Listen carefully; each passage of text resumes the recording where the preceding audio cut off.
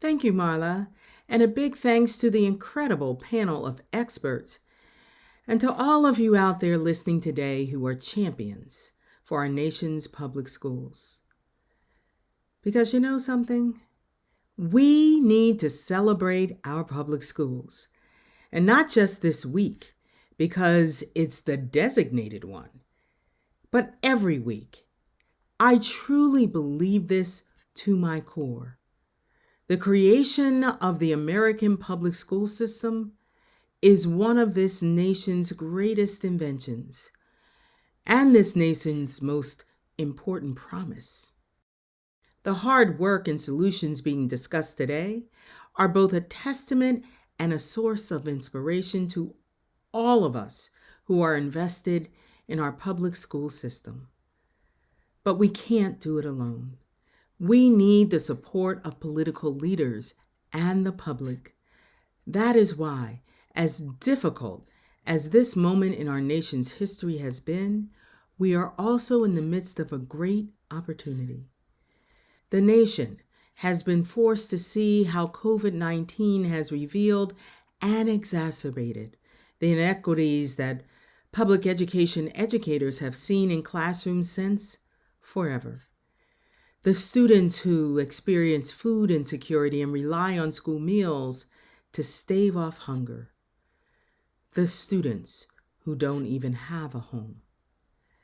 The nation has seen all of it and has also seen the faces of Black and Brown and Indigenous students and those living in marginalized communities for whom those inequities are all too frequent realities. All that means one thing to those of us who are public school advocates. We must work harder than ever. We must demand every one of our students, everyone, has what they need when they need it so they can live into their brilliance. We cannot be silent as long as inequities exist in our schools and in our society. Now, I know everyone here is doing the immediate work this pandemic demands, but we can and we must do more. In this moment of converging crises, we must educate the American public and push for solutions. No one wants to be in person with our students more than educators. But our students are depending on us to ensure schools are safe.